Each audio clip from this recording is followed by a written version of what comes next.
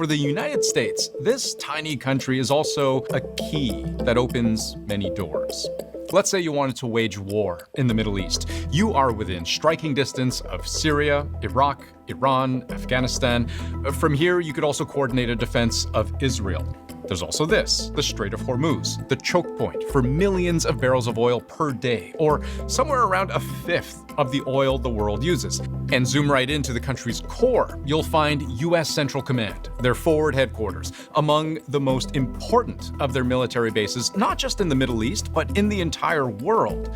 For America's enemies, Qatar is both a dangerous launch pad and a powerful deterrent.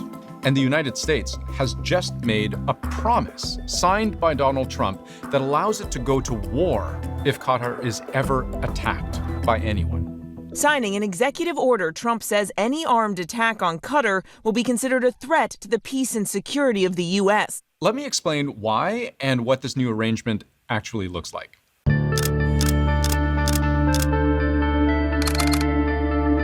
So this is a big day, a beautiful day, potentially one of the great days ever in civilization.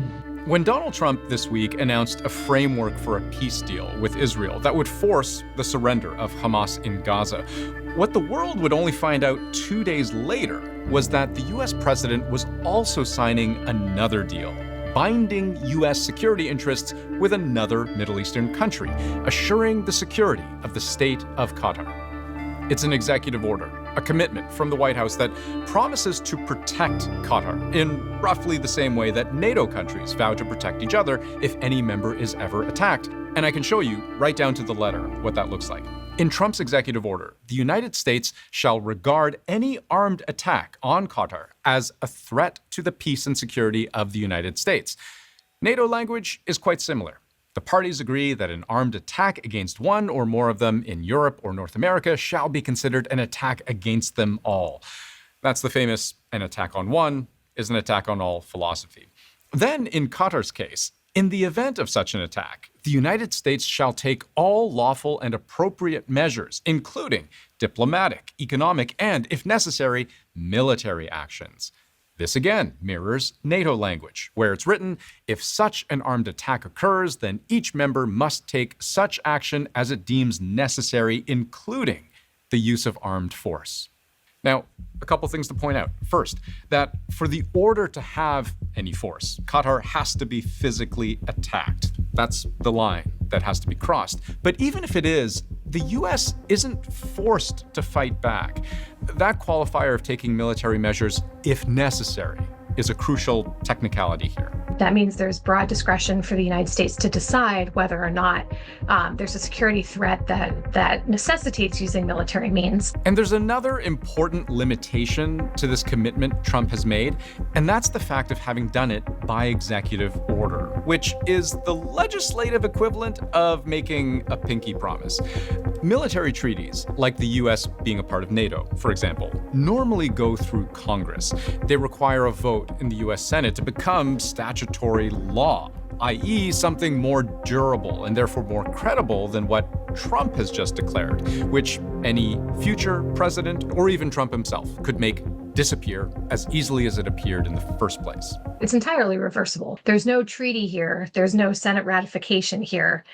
This is just sort of a statement by the president that he feels that the United States should have this commitment to Qatar. Trump himself could issue a new executive order tomorrow saying, hey, let's not defend Qatar.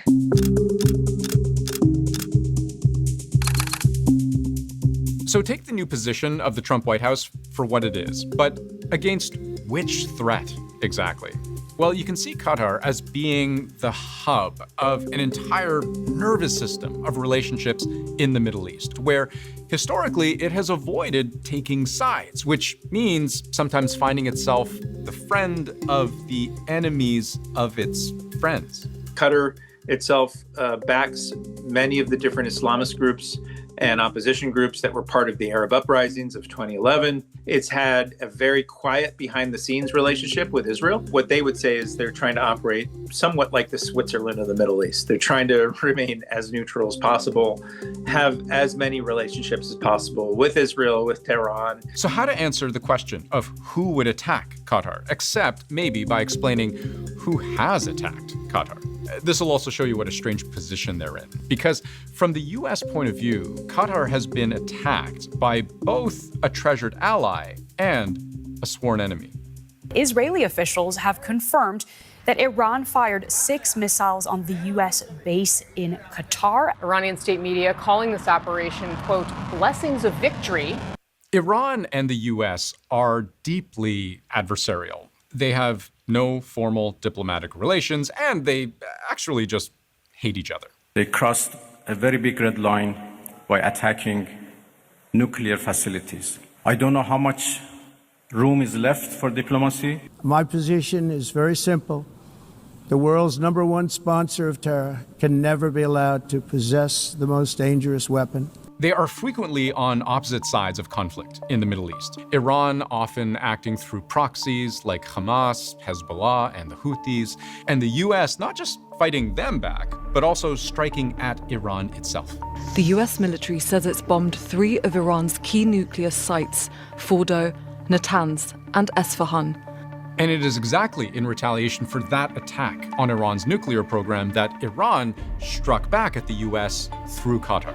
This Iranian attack on the U.S. airbase in Qatar is the latest escalation in the 11-day-old war between Israel and Iran. If the U.S. didn't have a base in Qatar, it's very difficult for me to imagine that Iran would have any interest in attacking Qatar at all. So Iran is one possible threat the U.S. may either want to retaliate against or deter in this new security arrangement with Qatar. But the most recent attack on Qatari soil by another country was from another nation the U.S. has sworn to defend. Israel launching a strike on Hamas leadership in Qatar. Israel confirmed it had struck inside Qatar itself, targeting senior Hamas leadership. Israel, of course, counts the U.S. among its closest and most powerful friends, which is why it came as such a surprise when it carried out an airstrike, it says, against Hamas leaders, but who were in Qatar's capital at the time, discussing a ceasefire proposal for Gaza. This attack was widely seen as a failure.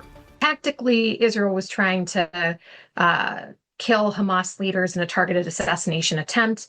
They failed to do that, but they also killed a Qatari security official, which made the Qataris particularly angry. So tactically, not a smashing success. The U.S. was reportedly infuriated. Qatar, until this point, had been a key mediating influence between Israel and Hamas, hosting talks, exploring pathways to peace, and it forced the U.S. into an awkward attempt to show both allies they had its support. Among other things, this put pressure on Benjamin Netanyahu to say he was sorry and effectively promise he wouldn't do it again. I said to the Prime Minister of Qatar, Israel was targeting terrorists. Wasn't targeting Qatar. And of course, we regretted the loss of the Qatari citizen. It wasn't our target. There's an effort to save face, to reinforce U.S. ties to Qatar, to suggest to the Qataris that the U.S. won't let this happen again. I think that he's trying to communicate quite strongly to the Israelis, hey, lay off Qatar. Don't attack Hamas in Qatar, or don't attack Qatar for any reason. It makes us look bad.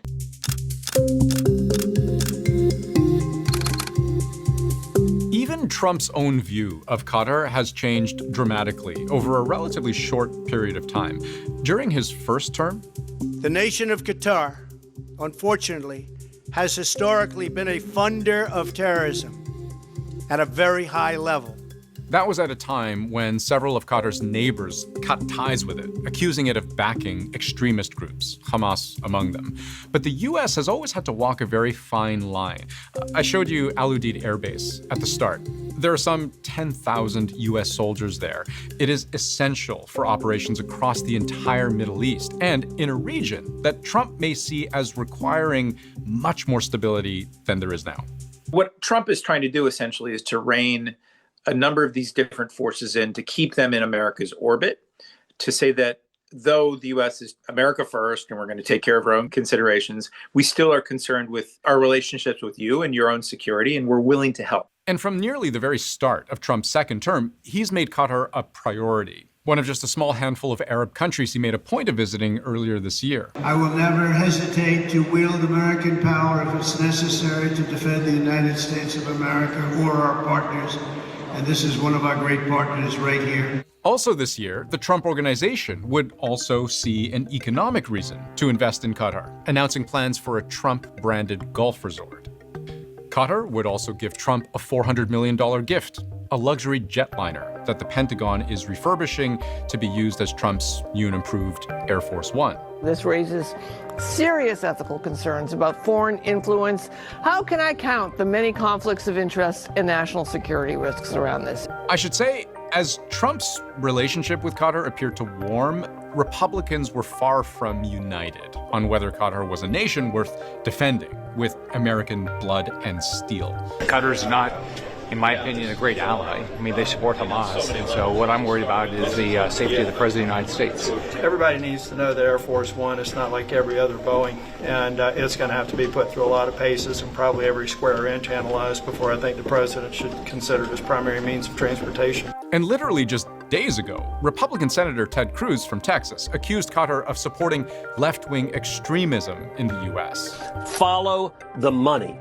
How much of Antifa is paid for by Qatar? How much of it is paid for by Iran? How much of it is paid for by communist China? But no matter how the consensus view in the United States on Qatar continues to change, Trump's executive order does three things. It pulls the U.S. further into the gravity well of foreign conflict. It makes clear the White House's allegiance in these conflicts, at least for as long as Trump says it is so. And it sends the wider world a powerful signal, and that is, don't mess with the U.S.